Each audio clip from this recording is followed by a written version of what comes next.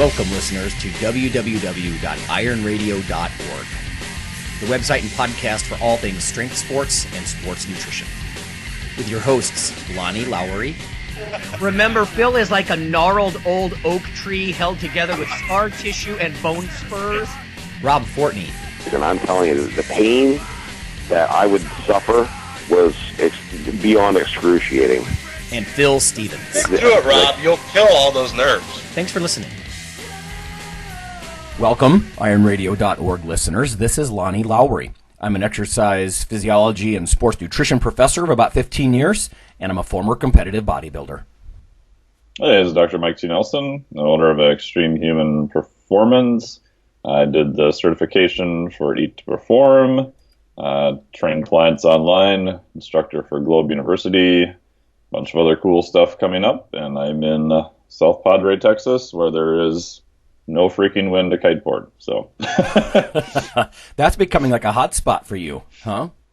Yeah, it was. I usually try to come down here at least in each fall and spring. Usually spring's a little bit better, but usually fall there's some wind. Yesterday was pretty borderline. I had some stuff to do, so I probably could have sneaked out towards the end of the day. But yeah, hoping for wind today. Although forecast looks like bubkiss, but the saving grace is the forecast is usually horribly wrong each day. So. There's still hope. So how do you lift when you go down there, or do you just focus on kiteboarding and stuff? If I'm riding, I usually don't lift too much, because I'll go out and ride for like 3 hours at a time. Yeah. And I may just do some bodyweight push-ups or whatever. Usually the first 2 days, just getting here, I'm kind of wrecked from travel, so I don't do too much. But today there's a local gym, like not too far from where I'm staying, and one across the bridge. Oh. So I usually go over there, and it's the one across the bridge is like really old school. Like they try to run the air conditioning, but everything's so hot and humid, and they have like the weird machines you've never seen before and lots of rusty equipment. Nice. Which is not bad. Yeah. But it's the fine line between the borderline area where you lay down on the bench and you're not really sure if you want to grab any heavier dumbbells because it seems wobbly and makes creaky noises. I like the old hardcore places, but when you start wondering about if you're going to crash through the floor, I get a little nervous. There's a fine line between hardcore and just busted, Yep. Yep. And that one's like right on the edge. That reminds me, once I had some, heavy for me, dumbbells. I had some 120s, and I was on an incline bench. I might have mentioned this on the show in the past. And the incline bench I was on just completely shattered underneath me. Oh. It is completely luck that I didn't just eat one of those dumbbells right to the forehead, because I wouldn't even be here. And you know what? These mom and pop places, like, they were lucky that it was just me. Because I just got up and walked away. I'm like, you might want to fix that. Feeling pretty studly, like I just crushed this machine, But but the truth is, they could have had their pants suit off, I don't know, whatever. It's fine line. The places where you kind of wonder about getting any contractual diseases and stuff make you a little more nervous. Right. All right, everybody. Dr. Nelson and I, we're going to talk a little bit later about lifters' maladies. Different just problems, physical issues you have, not musculoskeletal, because that gets a lot of attention. But what's the other crap that we deal with? And before I hit the record button, Mike and I were just sort of, shooting the shit about let's just think about the last 30 years. And we made a list really fast. So we'll talk about some of the maladies that we face and then a tip or two about how you might fix it. But having said that, we do have a little bit of listener mail and a tweet. So I'm going to encourage people to tweet us, too. If you want to tweet us between 9 and 10 a.m. Eastern on Saturday mornings, I'll check my phone. You can actually get in on the conversation. But this is a tweet from earlier in the week. Let me start with this one because I think we addressed this in part with another listener just a week or two ago. But I don't know if you got to chime in on this one, Mike. This week on Twitter. This is from Chris from Twitter. He said, do you believe that to get stronger, you need to eat more food so you can move more weight? Is weight gain really necessary? What do you think? I would say, since he's asking specifically about strength, I would say in generally no, because we know there's other adaptations. And you can split hairs about looking at weight. In theory, if you can gain a pound of muscle or lean body mass and then drop a pound of fat, right? So you're recompositioning by a pound. That's technically not going to change your weight. So I would say that to a point, I think you can get away by getting stronger without necessarily having to gain weight. But at some point, I think we've talked about in shows past too, that it's going to become increasingly harder and harder to do that. And then the second part of the equation is if you're changing body composition, like we've talked about on the show before. Oh, right. You did. Maybe allow yourself to go up, 10 pounds or something like that. Try to keep as much of that lean body mass. Maybe you gain 50%. And hell, if I gain 50% at this point, I'm like super happy, so 5 pounds of lean tissue, 5 pounds of fat. It doesn't take me that long to lose 5 pounds of fat, but it'll take me months and months and months and months to gain 5 pounds of lean body mass. Good point. Yep.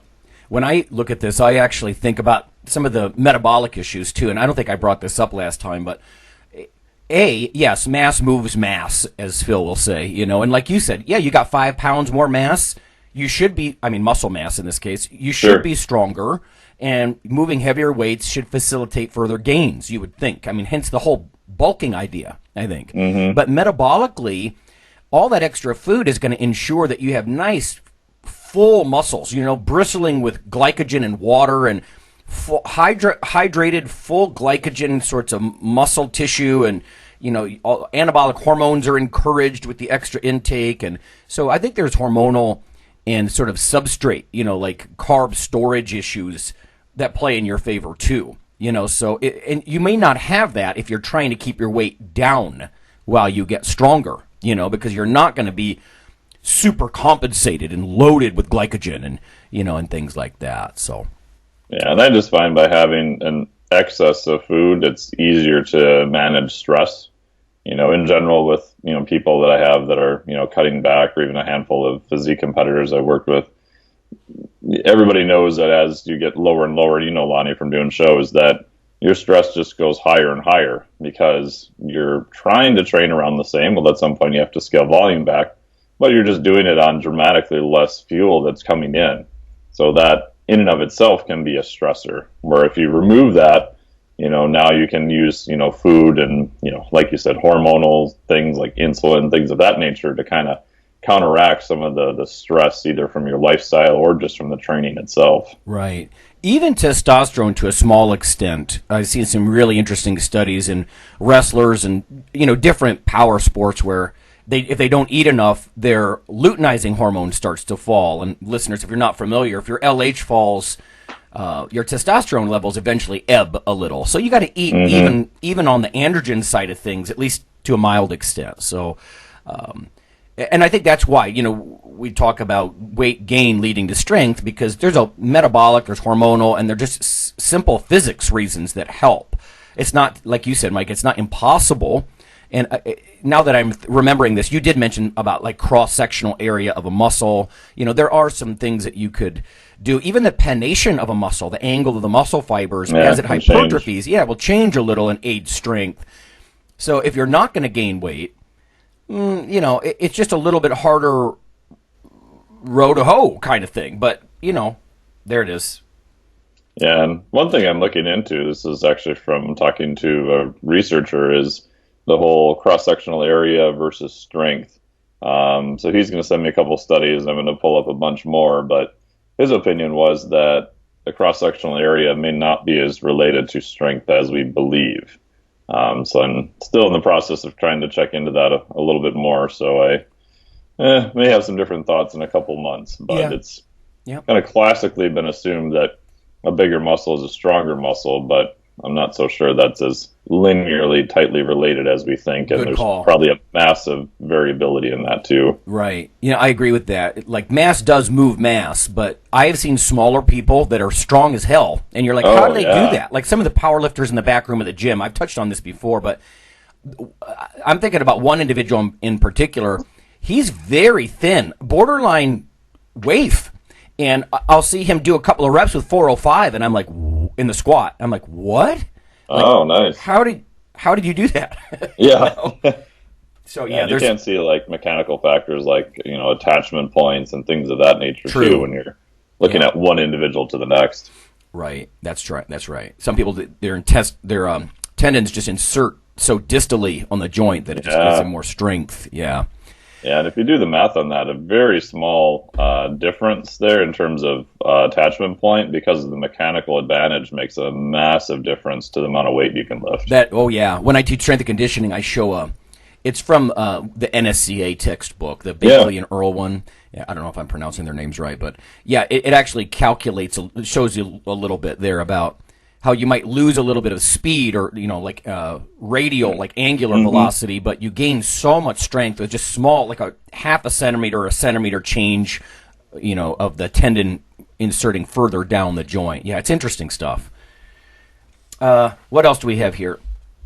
Let me fire this one. This is from listener Chris, a different Chris. I purchased a book a while back after hearing it mentioned on your podcast. The book is The Future of the Body by Michael Murphy. I'm pretty sure it was mentioned by a guest on the podcast. My memory seems to think it was a more mature guy. I have scrolled through the podcast archive. I can't work out the guest or which show the book was mentioned in. I think due to its coverage of untapped human potential. And you know what? I do not have that episode in front of me. Phil would know. But we did have a guest, an older guest on the show, and I've got to go back and see which episode this was. But yeah, he was really delving into sort of the almost the philosophy, self-actualization issues, and listeners really liked that episode too. In fact, Phil actually started a podcast with him for a little while, but it was an interesting topic. I don't know about Michael Murphy. And like I said, I'd have to go back and look at that episode myself. But there was discussion of Buddhism and Frank Zane and, a lot of the thinkers in the sport, So keep looking, brother, Chris. I'll take a look myself. But we just plopped down here in front of the mic, so I haven't had a chance to go look at that particular episode. But it is an interesting concept about untapped human potential. I mean, that whole concept of if you believe it, you can achieve it. It sounds cliche, but there's a lot of truth to that, because if you don't believe, that you're going to reach your potential, you're not. So, yeah, I always think that it's kind of, you see it time and time again, wherever their sort of subconscious mind is at, they will drive themselves in that direction. And I've seen some pretty high level athletes who, after a while just really didn't believe they should be successful, which seems kind of bizarro. And pretty much whenever they would do well, they would find some way to kind of unconsciously sabotage themselves. Which is fascinating to see someone who has a lot of very good physical potential, genetics, whatever, but they just can't seem to get everything together. Yeah. So stay tuned, Chris. Keep digging around. It would have been, oh, wow.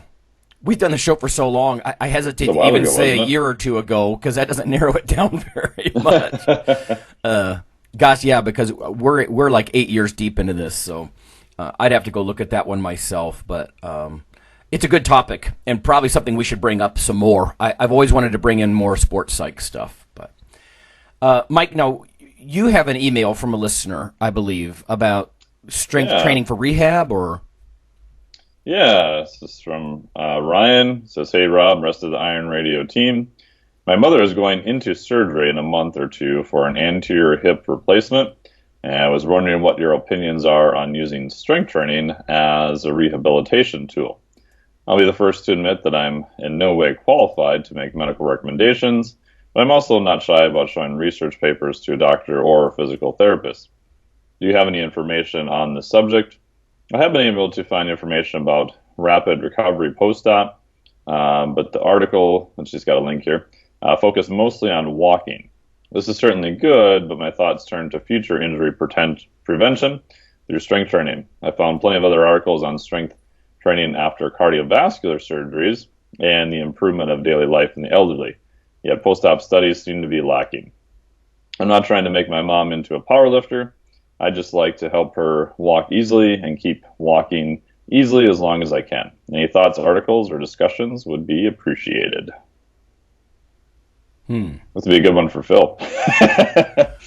Yeah, it would. Well, what are your thoughts initially? My general thought is, just from what I've seen, is that most places now do a pretty good job of yanking you out of bed and getting you to walk as soon as possible. Depends on the type of hip replacement and stuff that they do. For a while, that was the area I was going to go into when I was doing my master's, was in more of the biomechanics area. I was actually in solid mechanics. So I explained to people just the advanced study of how shit breaks, looking at internal bone fixation. So I got to see a couple total hip replacements, and you may not never want to watch one of those because it's incredibly brutal in terms of a total hip replacement. You mean the surgery itself looks brutal? The surgery itself, yeah. I mean, they take that thing and they literally pound it down the femoral canal, and it's interesting to say the least. Like a railroad spike. Yeah, and that's what it looks like. And some of the orthopedic guys are like, well, we're done with the main carpentry work now. I'm like, oh my God. Yeah. But yeah, usually they'll, get them out of bed as soon as they can. If you go like way back in time, the thought was, well, we want everything to heal. We want to wait as long as possible. Conservative. Even if you look at stuff for ACL knee replacements, things of that nature. And what they found was that in general, you're just starting to atrophy away. We know that the body will remodel along lines of stress. So even if you can get them up, get them walking, get them moving as much as you can. I would ask the physician, what their plan is for physical therapy. If you can, talk to the physical therapist, just kind of see what their plan is. I would ask them if there's any, weight training component. Most of the time there probably is. Obviously there's going to be walking and mobility and getting the range of motion back and things of that nature. But historically what I've seen and experienced myself with physical therapy is that they'll usually kind of say you're good to go when you're probably 80-ish%.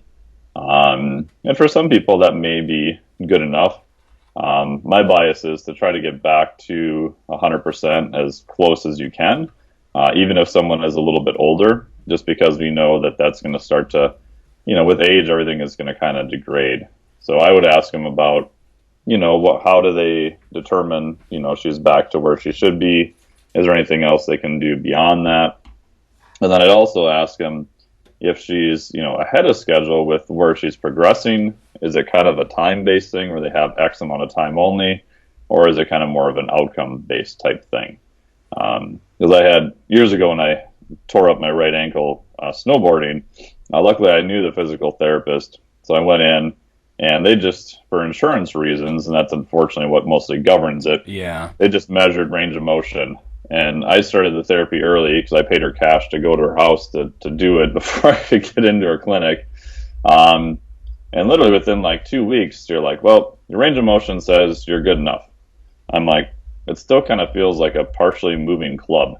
I'm like, maybe we should check that again. So, it's a little bit lower. Okay, you get to stay for another 4 weeks. Right. No, absolutely. So. I actually had that done when I tore my triceps.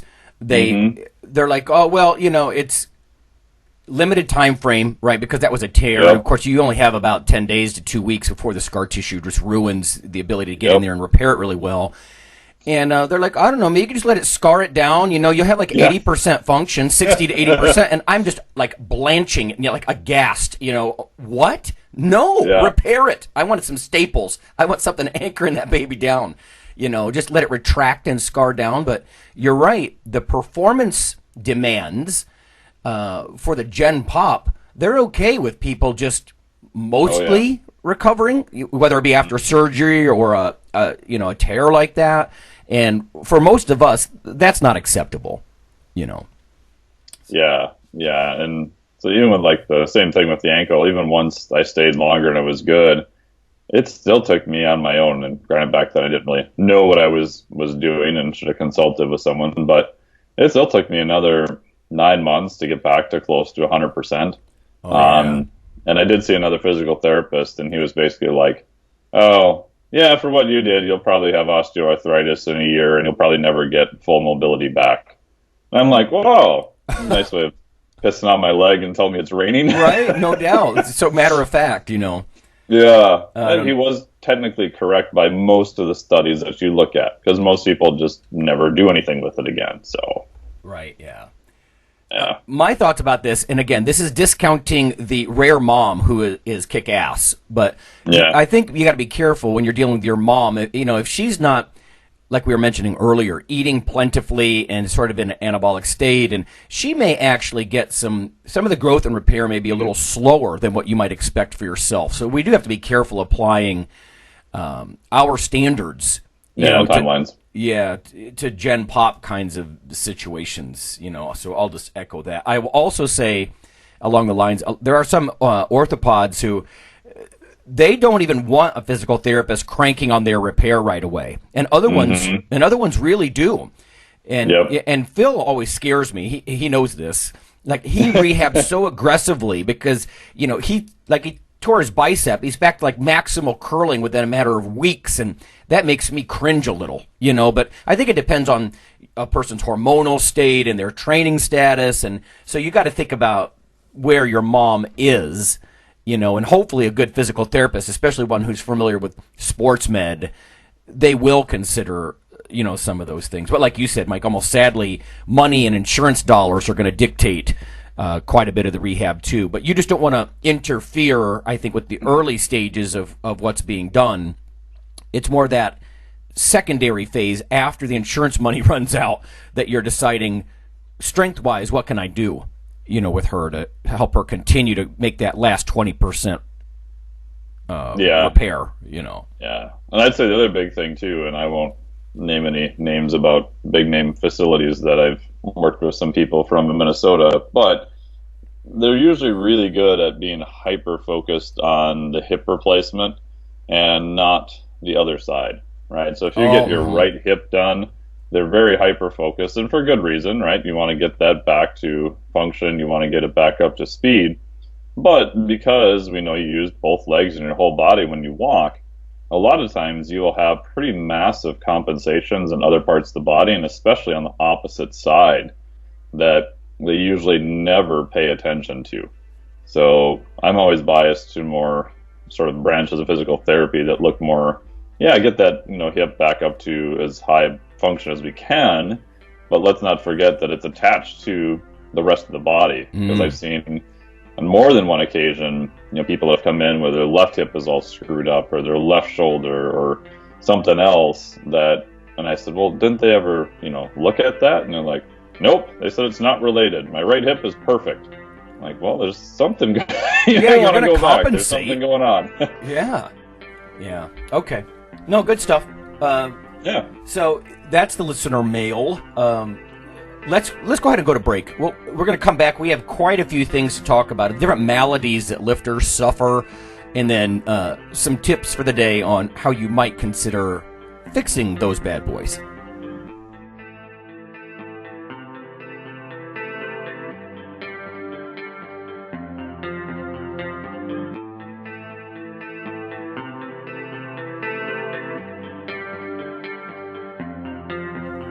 Hey listeners, this is Dr. Lonnie Lowery.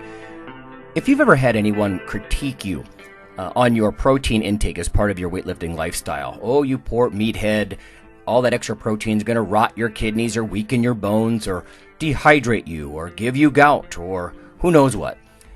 There is a book available. You could simply Google CRC Press and Lowery. And what I've done is reach out to experts all over the world and create a book, a single compendium that you can hold up and say, this is why I consume extra protein. This can be very valuable when you're being quote-unquote educated by various professionals on the topic. There's an enormous amount of literature in this book on the safety, the effectiveness, how protein works in cells, the history of protein and weight trainers, much more. So again, please check out CRC Press and Protein and Lowery. You can just Google that, and I do, full disclosure, I do make a small single-digit royalty on the book, but that's not why I did it. I did it so we can all have something, our particular population, to both defend what we do and to inform our nutrition and our eating. Thanks.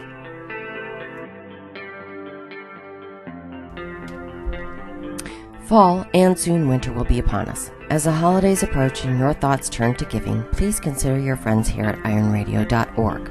Over the past several years, there have been hundreds of listener comments hoping that Iron Radio stays on the air for years to come. Iron Radio is here for you. But as with any public radio type format, the show is listener supported. That's where you come in. For just $4 per month, you can become a supporting member, keeping your weekly dose of education, experts, and gym talk flowing.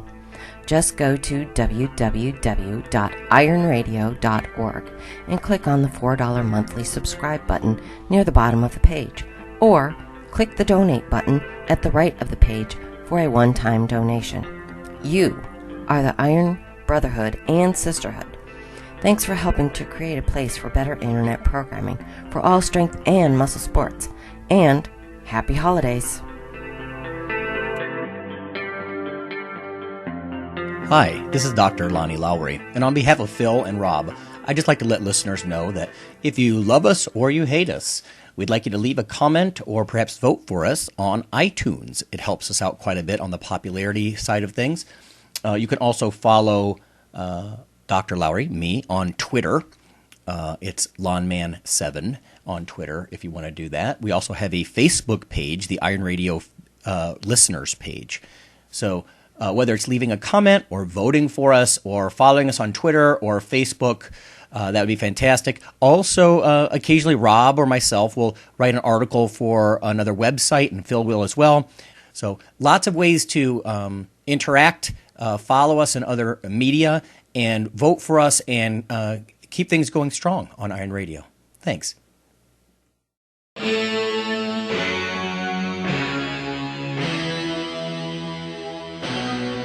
Like your weekly fix of Iron Radio?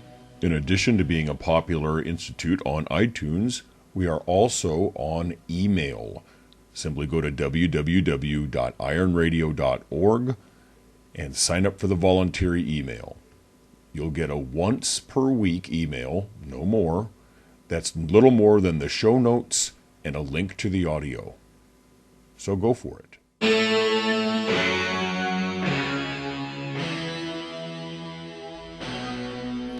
All right, folks, we are back. It's Dr. Nelson and myself, Dr. Lowery, and we are going to talk about some of the maladies that lifters face.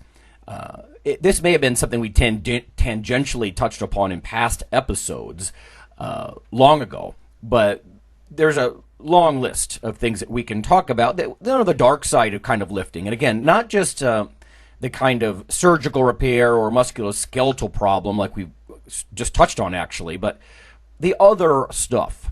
And part of the reason for this is I was giving a lecture on gastroenterology in a patho class, and we were talking about different issues that, like a pressurized viscera or abdominal pressure can actually worsen, like GERD, which is gastroesophageal reflux disease, right? So if you have acid reflux and you're bending over deeply, or you're creating lots of pressure, you got a problem with the lower sphincter of your esophagus there, there are some issues, hemorrhoids, stuff like that. So let's start with some of the gastric stuff, Mike. So have you ever struggled with GERD, reflux, or have you known anybody, and did they have to change what they ate or lifted to deal with it? Actually, not specifically, to be honest. Mm-hmm. I've had people with a lot of general digestive issues. I mean, I've had that in the past too, and worked with the functional med doc and worked with a few people post that. My only general comment is, after spending so much time in airports lately, if you ever go to the restroom in airports, you realize that how bad pretty much everyone's digestion is, because it doesn't smell good and you hear the worst noises like known to man. That's funny. So I think in general people have major digestive issues, and even with clients now I have to ask them multiple times, and because they're like, oh no, it's fine, because most people don't really want to talk about it, and then they assume because all their friends have digestion issues that, well, that's just normal, that's just part of being a human. It's like, no, you shouldn't spend 20 minutes in the bathroom each day you go, and right, giving it birth should be a on rather the John. Simple process. Right. No, I hear you. Well, when it comes to reflux disease and that kind of thing, similar to what you said about other gastric symptoms, people just tend to try to dismiss it, but you do have to be careful. If that goes on for a long time, you can actually change the cells. You can get a metaplasia. It's sort of a signpost on the way to cancer. Not necessarily cancerous now, but it's called Barrett's esophagus, and it'll actually, all that acid, your stomach's protected by mucus, but if it's coming up into your esophagus, that's not as protected by mucus, and you can get sort of these precancerous changes. So you need to address that, whether it's with some antacids, proton pump inhibitors. There's lots of meds, and so you don't just endure that. On the other end of the GI tract, like with hemorrhoids and that sort of thing, if you're going to lift heavy, that kind of pressure is going to worsen that potentially. And so as a rule of thumb, because let's face it. Bleeding around your backside is very scary to a lot of people. If it's bright red, it's probably there near the end. I think a lot of people need to realize it's probably not some intestinal polyps or something that's a little scarier if it's higher up in your system, because then by the time it comes out, it's more brown or black. It's not bright red. So if it is bright red, like you're doing box squats or something, and you're like, oh my God, I'm bleeding, you may just have some more external type hemorrhoids, and again, it's the kind of thing people don't talk about. As far as tips for any of this stuff, I don't know. Witch hazel, is something that people use a lot to try to calm that down and try to clean up and heal up that area and stuff like that. So, but yeah, it's sensitive type stuff. It also can make lifters panic, because lifters do struggle with stuff like hemorrhoids, and that kind of stuff. But yeah, and I wonder how much of that, and I haven't looked into the research on this at all, is, like you were saying, possibly related to the fact that they're doing such a hard, Valsalva, or they're doing such a hard pressure, like on a lot of lifts. So if I'm watching somebody's video and let's say they deadlift 405 for easy math, and they're doing 225, and it just looks really heavy, and they have to use super high amounts of pressure. Turning purple. That's making me worried. Yeah. So I think their heavy compensation is to over pressurize everything, which I think you should only use the amount of tension you need to lift the load. And obviously, if you're moving it faster or heavier, you're going to have more tension. But if your light warm-ups look like the exact same amount of heavy tension, that makes me a little worried. But that probably scares all the power lifters, and then they ask how much you squat, and that's the end of that question. Yeah, right. The interesting flip side of that is some pressure, like in that around the spine and whatnot, is stabilizing in a sense. You got your belt cranked way down, and you're purposely trying to pressurize that whole area, maybe for musculoskeletal reasons. But then that you're creating a distension and a lot of harsh, blood flow kind of situations there too. But here's one that, again, digested, that I think a lot of lifters probably deal with, but it's like it's gurgling with their stomach, like you were talking about digestive issues.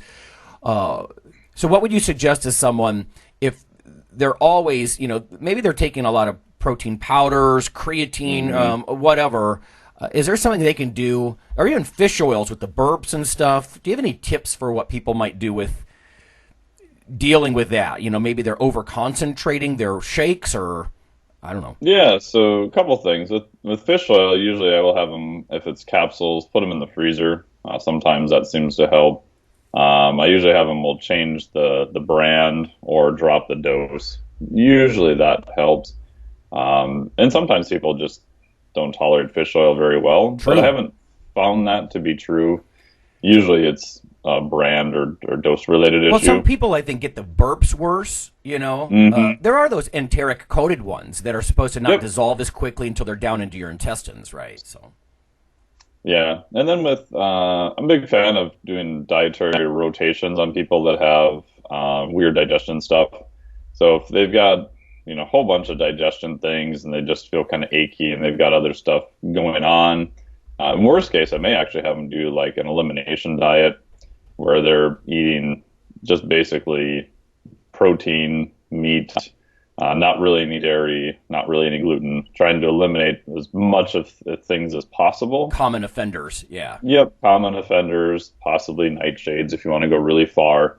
And do that for pretty strict for 4 to 8 weeks, and then see how they feel. And if everything starts feeling good, everything's going up, then kind of slowly reintroducing kind of one food at a time. You can spend a lot of money on allergy tests and different things like that. I'm not entirely sold at this point that they're that useful. I agree. Since a lot of them are immune-based. Yep. And I have seen testing on a buddy of mine. He had all sorts of stuff going on. His wife was a naturopath, so she could get testing pretty reasonable. So he's like, yeah, you'll see what it is. He was like off the charts for like tons of stuff. Yes. And sure as heck, he, eliminates those. He does a bunch of other stuff, retests in like 4 months. And it was only like a couple that were high. Because if it's immune-based, if your immune system is all ramped up, there's probably going to be a whole bunch of things that are offending you. But that, doesn't necessarily mean you have to avoid those for like the rest of your life either. Right, yeah. So I think it may be okay as a snapshot in time. No, but again, what do you do, right? So that you're back to probably doing some type of elimination diet anyway, and then slowly reintroducing foods at that point. Yeah. I also, when it comes to powders, just dilute the stuff, please. Oh, yeah. I recruited my brother into a study when I was in grad school, we had some of the early creatine stuff that was going on. And I told him, now, this is actually before creatine was even widely sold. So we got it from like Sigma Chemical or, one of these Fisher Scientific or whatever. Not like, necessarily for people, but hundreds and hundreds of dollars, like a half pound. Right. No, right. Exactly. But he would put like a big scoop in a fairly small cup of coffee. And I'm like, dude, you can't do that. You have to dilute this enough that you don't end up with some kind of osmotic diarrhea. And he wouldn't listen. And so after that study, he got diarrhea. He's making this stuff too strong because of the osmotic draw. And I can only imagine if people throw protein on top of their creatine in a small volume of fluid. So my usual advice for people is use twice as much water as it'll even call for on a label these days. Because he's like, screw you, man. I'm not doing your studies anymore. You're killing me. I'm like, you're killing yourself. There's nothing toxic about the creatine or the protein. You're making it too strong, and water seeks to dilute, right, as a general rule, biology. So the water just rushes out of your viscera, like your abdominal cavity, and into this very concentrated protein creatine shake that you made too strong. So I would suggest before people jump into digestive enzymes and all that crap, just dilute it, dilute it a little bit. But by the way, what do you think about digestive enzymes, Mike, for people with issues? So I have used digestive enzymes like Wobenzym and other things like for a systemic type thing, like in between meals, so not necessarily with the meal. The theory there is that you're trying to clean up some soft tissue and other sort of misfolded proteins, things of that nature. Not really super good evidence on that, but anecdotally, they seem to help, but you needed like really high doses to do it. With a meal, I have used them with a few people. Seems to help a little bit. The only one that I've used that does seem to help is betaine hydrochloride. So the theory is that if some people have low acid production in their stomach, which can be affected by other things they have going on, that by adding some of that in, their ability to digest protein is better. So if I have someone who, like I had someone recently who was just not digesting, like chicken and meat and not dairy, but things that are not really common offenders. Mm-hmm. Like, okay, so breakfast, just have, 4 ounces of a chicken breast, see how you feel. Oh my God, my stomach, it's huge and distended and horrible. So I'm like, well, add a few capsules of this and see if it's better. Oh, wow, it didn't get really weird and distended. So you probably know there's something going on with that. In a perfect world, you want to work with a functional med doc or someone to get all those things sorted out. Good advice, right? Yeah, Mike and I are not physicians, right? We're just, I have worked with real patients, but stuff to try so you can go in and go, hey, what about this? Or I did this and I noticed this. And I have noticed on myself that if my stress level is a lot higher, that I probably do need some of that. If my stress level goes down, then it doesn't bother me at all. So again, probably stress related to immune system, most likely. Right. It's worth noting that medicine has moved on. It's no longer hokey or mystical, this mind-body link. I mean, psychoneuroendocrinology is a real thing, and I read a fact in a textbook recently. This, I can't provide a reference. It was just a textbook, but it was a good one. And it said there are actually more neurons, more nerve cells in your gut, in your intestinal tract, than in your spinal cord. So that's interesting to me, right? There's obviously your gastrointestinal tract has in a way its own nervous system, hormones and nervous system communication. And so, that's a good point, Mike, about if you're under an enormous amount of stress. But the problem with these things is these are vague symptoms sometimes. And there could be something really wrong that you need to go get some blood work, some medical tests, that kind of stuff. I mean, you can't just chalk it up to some kind of mild gastritis and it's true, gastritis is going to be irritating. It's literally, irritated stomach and, alcohol and NSAIDs. I mean, all the ibuprofen and stuff that Phil and I are always popping. Mike, are you a big NSAID guy like we are? No, I hate NSAIDs. I whacked my knee in a go-kart accident a couple of days ago, or probably 9 days ago now. I got whacked when I was in Chicago, and I think I've taken like 2 halves of an aspirin only when I was flying, because I'm like, well, a little blood thinner since it's all black and blue probably won't hurt. But I tend to avoid them as much as I can. Yeah. Oh, hey, one last thing before we move on, because this came up in my household. My wife is like, I smell mint, like I burp mint, and I'm like, we're not taking mint oil or anything. They will actually, in some of those enteric fish oils, if you smell mint, they're putting it in there so when you burp, it's more pleasant. If you do end up with the fish oil burp, so it's just something to think about. And again, I think they put it in those enteric coated ones because the claim on those is that you don't get the fish oil burps as much, and that might be partially true, but I think they're trying to mask it a little bit too, and you wouldn't know it unless one of them ruptures. And maybe a listener, if this happened to you, let us know. But if one of the gel caps ruptures in the bottle, man, the smell of mint that comes out of there. You're like, oh, those sneaky bastards. They're trying to, I don't know, make it seem less offensive. I use ones that are not enterically coated that are strawberry flavored. There you go. Not bad. Okay. When we were talking before we hit record, let's move on a little bit too. That's more gastric, right? Digestive tract. You had brought up frequent urination. What are some of the things that lifters might experience with that?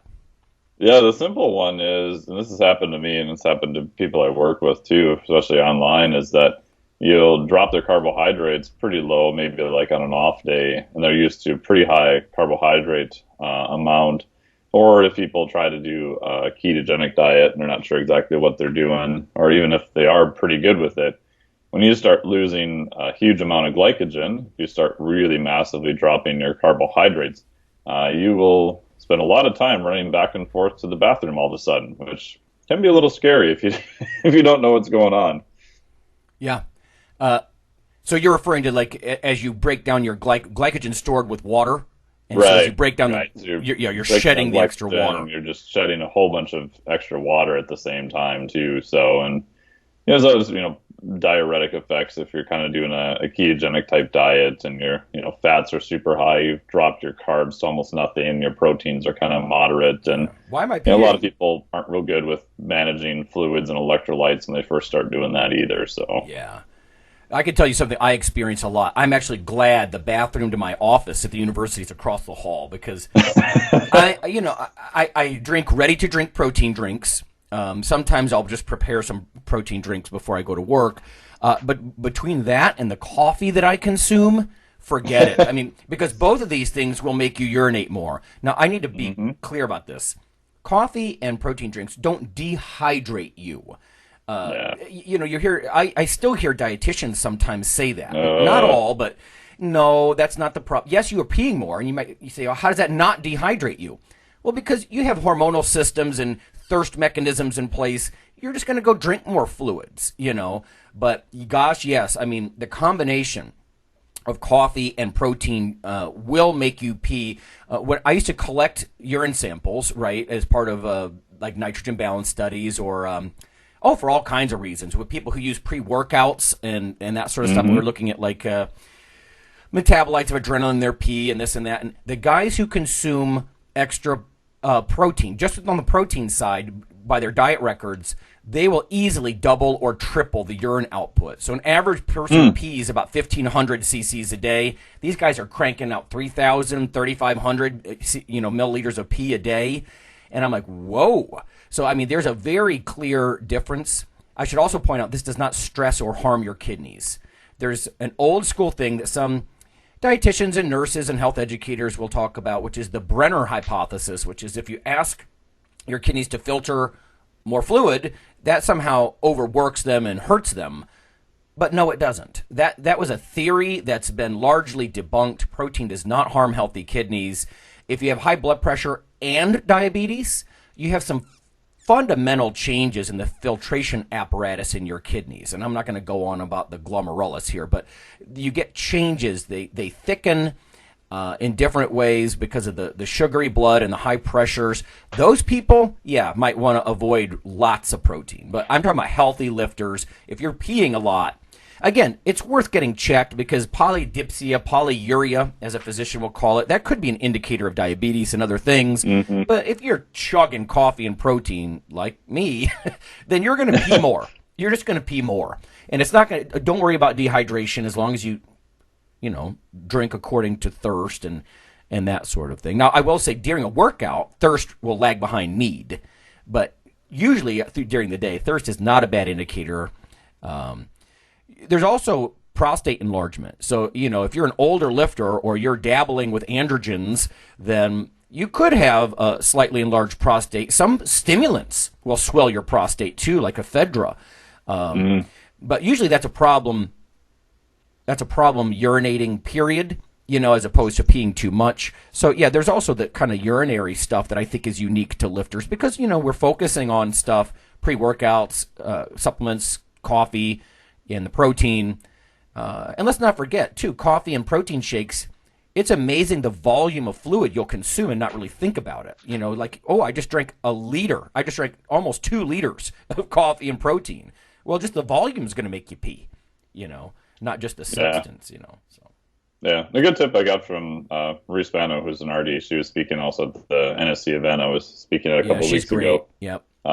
She's awesome. And she was saying instead of trying to use the color of your urine, unless you're outside in extreme environments or something like that, she said if you're inside, just, try to go to the bathroom every couple hours, 2, 3, 4 hours. And if you're doing that, you're probably plenty hydrated. But if you whiz once a day or not that often, you probably need to drink a lot more. So I thought that was a very good and practical indicator instead of trying to go, oh, my pee's a little more yellow now. Oh, it's not yellow. Well, I took a multivitamin. Oh, I don't know what's going on. Right. Lots of reasons. Right. Yeah. Yeah. There's even a nighttime tip too that really the rule of thumb for clinicians is you shouldn't get up to pee more than twice a night. If you're peeing twice or more, get up. Wow, that seems high. I will often get up and go pee in the middle of the night, but sometimes I'll drink chamomile tea before I go to bed, or there's a little bit of fluid overload, so you go pee. But if you're getting up twice or more, it does suggest maybe keep an eye on that, or talk to your doctor or something like that.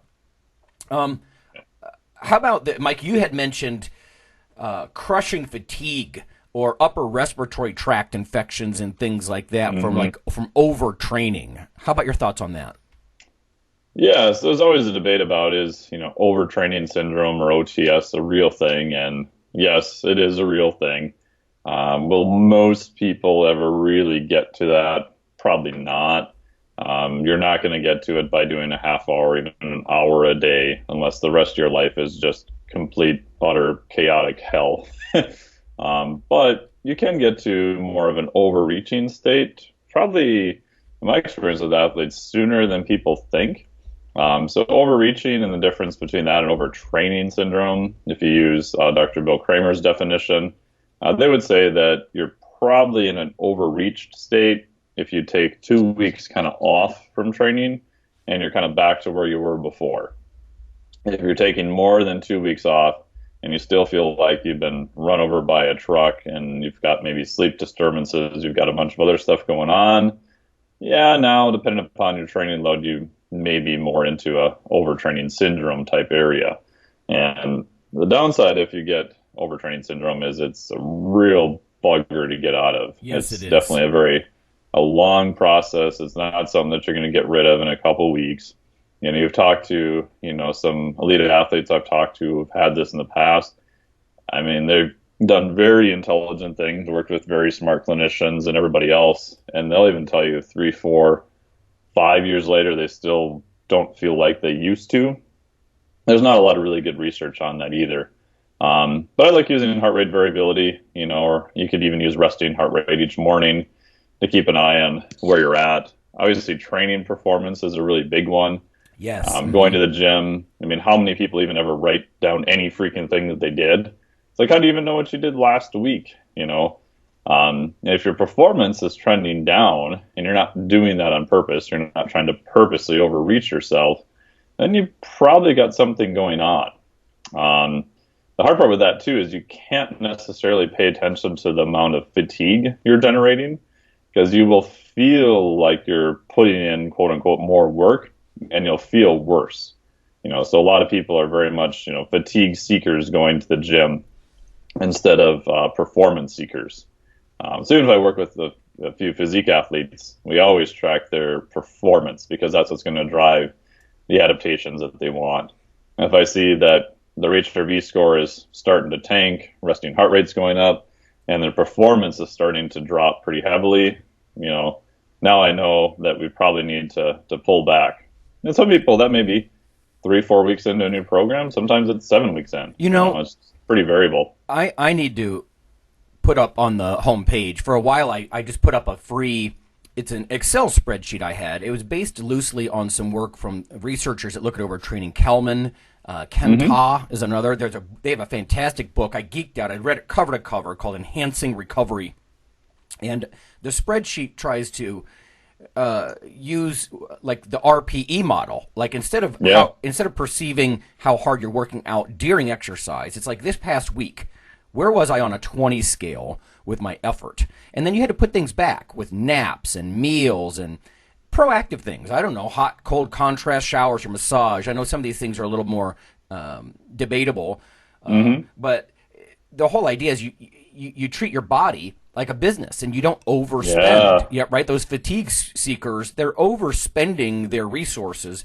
And I used to look at a lot of work from Dr. Andy Fry, and I always thought Andy Fry's stuff was funny because he fries people, with overtraining. And he does that. He had college men, and I've mentioned this years ago, but they would do 10 1-rep maxes a day for like 2 weeks. Yeah. Oh my God! And he would induce sympathetic type overtraining. And that all that kind of fatigue and whatnot. But I want to ask you one thing, Mike, because I try to keep an open mind, but clinically, most clinicians, licensed professionals, don't buy into this, and I'm not sure I do entirely. And that's the concept of adrenal fatigue. Like you hear this float around a lot. Now, are we talking about Addison's disease? Because if you can't produce some of these stress hormones, there's some very classic symptoms that go with Addison's disease, but I think it's much more likely, again, based on Andy Fry's work, that you lose some of your adrenaline receptor density, because you're always at all this background adrenaline from too much intensity all the time. I think you lose some receptor density and you can't respond. Like some of his research said, after frying these guys with those 10 1-rep maxes daily, they had 40% reduced, I don't know, beta adrenergic receptors, I think it was. Yeah. And imagine, so then but I don't think it's that your adrenals are fatigued. I think it's just that your tissues can't respond. And I think there's a fundamental confusion about that. But trying to keep an open mind, what do you think about adrenal fatigue? So my short answer is, I think something like it, quote unquote, exists, and I'll come back to that. I agree with you that if you go by the formal definition, there isn't anything, right? So by strict definition, it sounds like Addison's disease, which most of these people don't have, right? So if you go in and do some more follow-up tests, you can figure out what sort of part of the link is breaking down. My biased opinion, although I haven't seen any research on this, is I actually think that it's very similar or a mild version of overtraining syndrome. If you compare all the symptoms of the two, they almost match identically. I don't think that most people get to that state necessarily by training too hard, unless you're a subject in Andy Fry's study. Right. But what I've seen is it's lifestyle stuff that's compounded. So I had something very similar to that once I finished my PhD. I knew I was getting it probably about with 3 years left to go. I went and had a bunch of blood work done. My testosterone was like 250. Everything was a mess. Like all my health parameters, cholesterol, that kind of stuff was fine. Anything else was just in the tank. And it didn't really do much about it because I'm like, well, I know it's sleep. I know it's stress. I know it's everything else. At that time, I was supposed to be done in a year. I thought I'll write it out. We'll be fine. Well, that kind of turned into 3 years. And by the time I got done, I was just like, I just want to finish this and not do any, irreplaceable or harmful things to my body that I can't recover from later. But after that, I took 5 months, did some more nutrition. I just did mostly light cardio stuff. I couldn't really do any weight training. Was sleeping, 10, 11, 12 hours a night and Right. Still wasn't better. So went back to a functional med doc, did some pregnenolone, some DHA for a while, some other stuff, did all the digestion things. And, eventually it's better. I mean, I'd say now in some ways I'm much better than I was. Some ways not quite back to where I was. But it's weird, like and I had just a crap ton of testing done.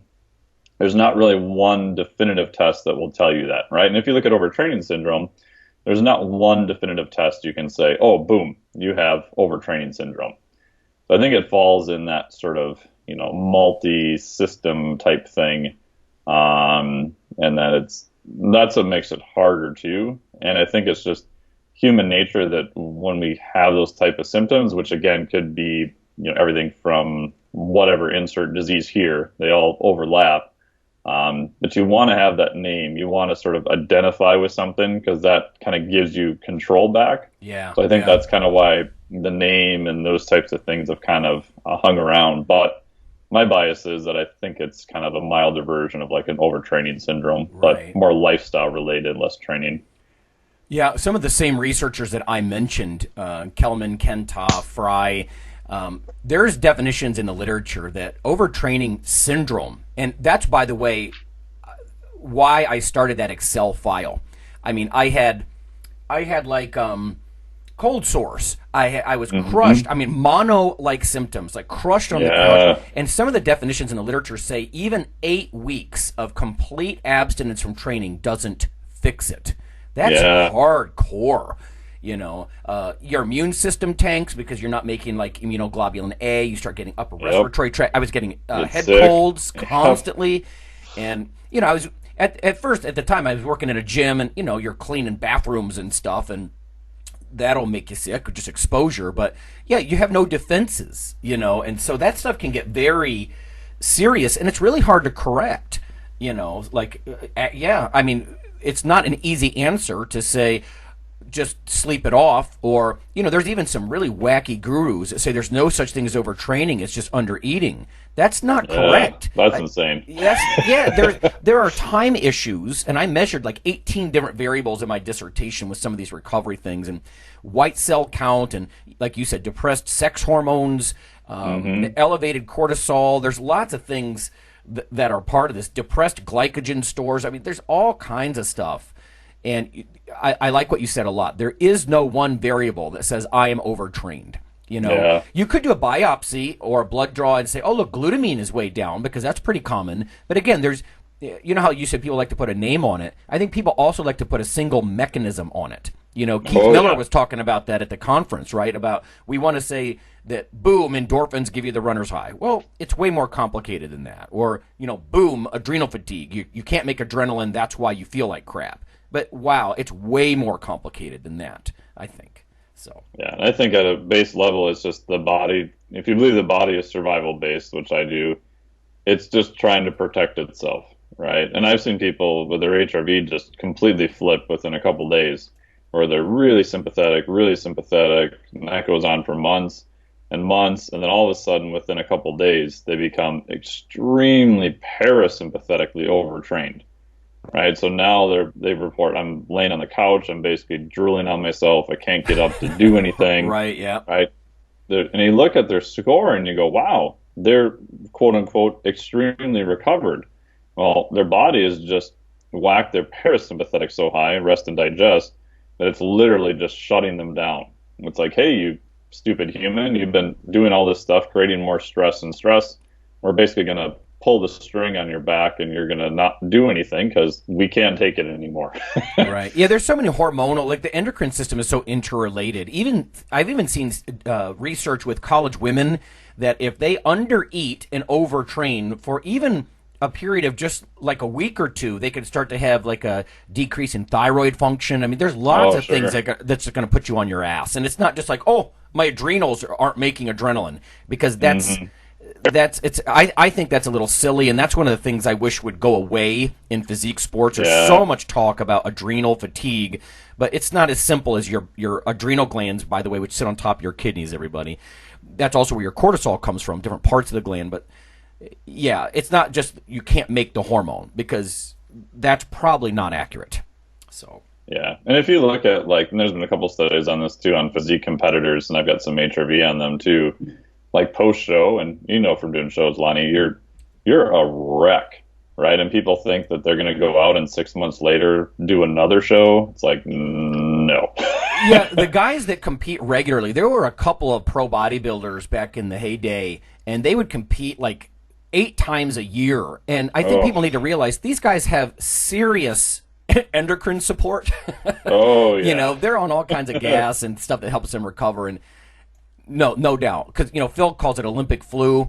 Yeah, and I would take a period of 6 weeks after I would compete, and I would just do like a slow refeed and try to rest. And you got to have a sense of balance, like you said. And what I like what you do with the hormone, or I'm sorry, the heart rate variability is, it's not trying to look at any one hormone. It's sort of an outcomes measure, right? Your heart is telling you, wow, my beat to beat variability is shot. You know, in a lot of ways. And I know there's more to it than that. You're the expert on that. But I like that it's a simple, non-invasive test. And it's really pretty sensitive, like you said. I wasn't aware that you could almost flip a switch and you can watch it, like almost like the body reaches some threshold and then things change, and you could kind of sense that. You can measure it. So. Yeah, and that's the nice part, too, is it's assessing your autonomic nervous system, which isn't everything, but it's a big portion of it. And the other part, too, is that people forget that a lot of the stressors that they're under, they're actually unconscious, too. And the cool part about having a measurement is that you can kind of figure out a little bit, kind of like peeling the onion, what is really, stressful to that individual, because it's extremely different from one person to the next, too. Yeah. I got one more because we're almost out of time. Yeah. One more malady. This is unrelated. And we've done whole episodes on overtraining, and we could do more. It's fun to talk about that stuff. Yeah. It's so multifaceted. But what about excessive calluses or torn calluses? Like, I sincerely doubt that Phil Stevens wears lifting gloves.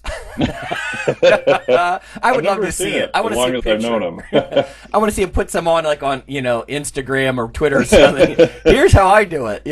It's almost comical. But I can tell you, like when I've done little stints of quasi powerlifting. I've never competed in powerlifting, and where the bar hits you is a little bit different.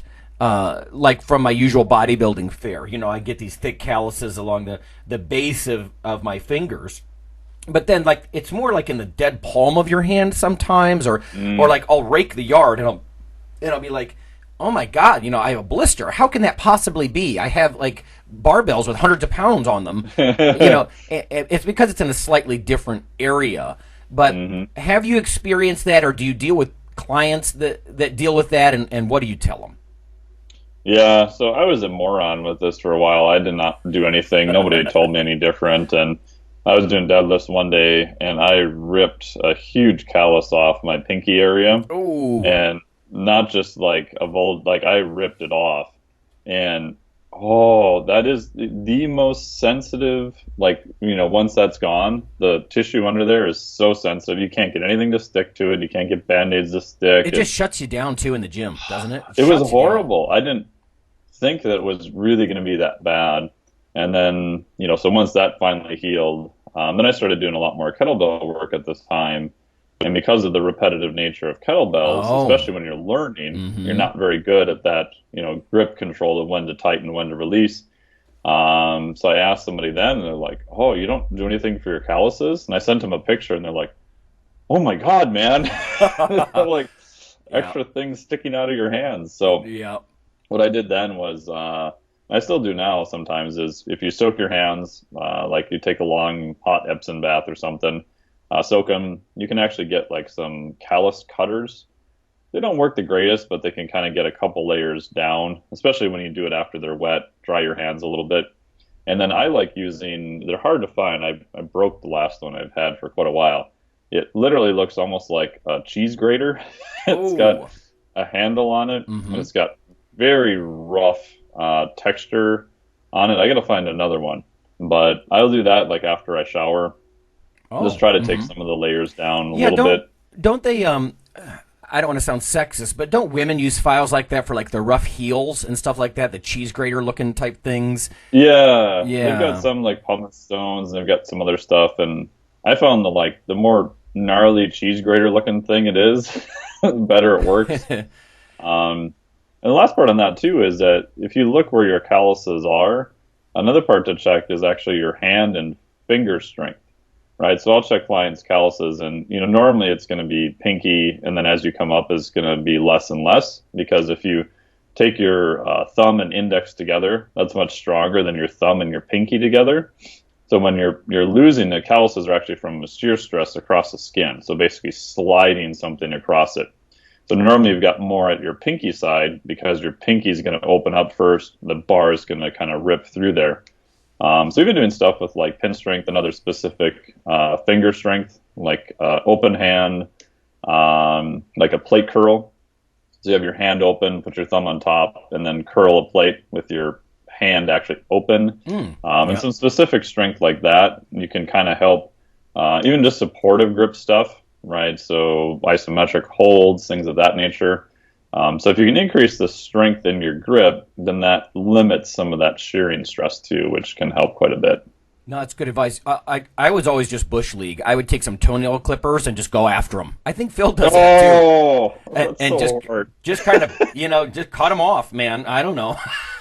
But at least if you do that every so often, or like you're like whether you're grating it off or clipping some off, you're keeping it from getting so big that it's going to tear half your hand away in a giant chunk, because it's so frustrating. Like you can't go to the gym. Like your muscles are ready, you feel energized, you can't. If your hands are effed, you can't hold anything, and it just ruins. It's so frustrating. So at least trying to keep them smaller, however you choose to do it, people. That's my only real tip. Because the bigger they get, the more likely they're going to have this sort of hard, chewy mass in the middle of your hand and tear, so. Yeah. And last thing, too, I was down here kiteboarding last year, and I got a bunch of calluses on my hands, so I was riding for like 4 days in a row. And so I usually will tape them now or wear some very light gloves, because I get them in weird spots that I don't get from lifting. Oh, right, yeah. But the other part I've noticed with that, too, is if you look at the end of the day, you've got one just kind of coming up, if you can make sure not to break it, I found that they can heal pretty fast.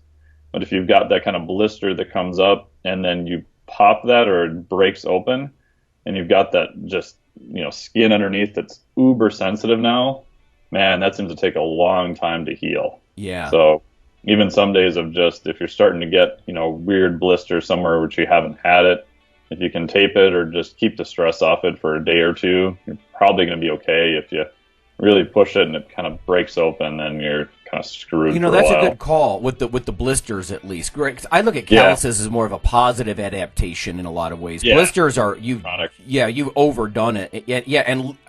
I would tend to leave the skin on top of it a little bit, like you said. Let your body reabsorb the fluid, or if you poke it with a pin or something, as opposed to you have to keep your hands clean. You don't want to get something like that infected, of course, but. Okay, well, that's a huge list of quasi-medical just shit that happens to us. It only took us initially before we started recording, 2 or 3 minutes to come up with like 10 items. Right. It's like, so what have you endured in the last couple of decades? Boom, boom, boom. Okay. Well, Phil is traveling. I think he mentioned, everybody, last show that he's up in California. hanging out with some of his powerlifting buddies up there and family trip and all that. So he's away this week, which is why, when you leave the helm to the nerds, you're going to get some, lecture like this. But hopefully there were some tips in there or facts that you either didn't know or reminded you, and that sort of thing. So, okay. Well, cool stuff. I guess we'll see everybody next week. See ya.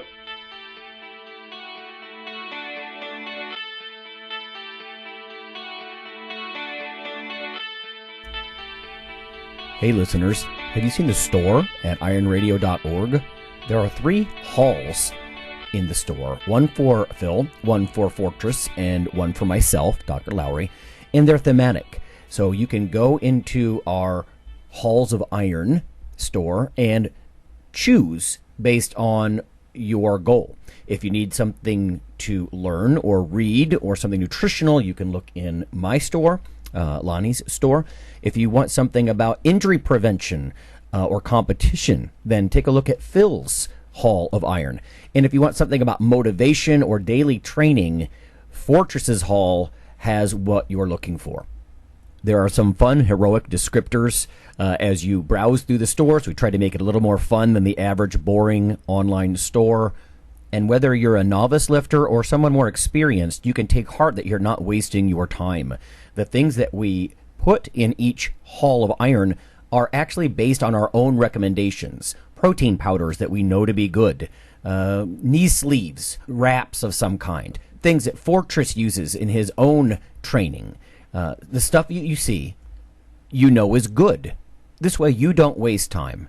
So check out the Iron Radio store at IronRadio.org and let us know what you think on the forums, and certainly you can request products and we will screen them before they go in. So thanks for listening.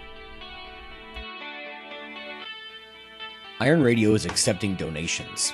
If you like what we do, the professors, the scientists, the bodybuilding show promoters, the athletes themselves in powerlifting and bodybuilding, please consider making a donation or maybe buying something from the IronRadio.org store. We also are accepting supporting members. So for $4 a month, which is frankly less than the bank sneaks out of your account in fees, you can step up and support a form of sort of public radio for the bodybuilding and powerlifting and strength community. The Iron Radio podcast and all of the audio on ironradio.org is for informational purposes only. If you're interested in starting a diet or exercise program, it's important to check with your physician. Also seek the help of registered dietitians, athletic trainers, and qualified exercise physiologists in order to make the progress that you need.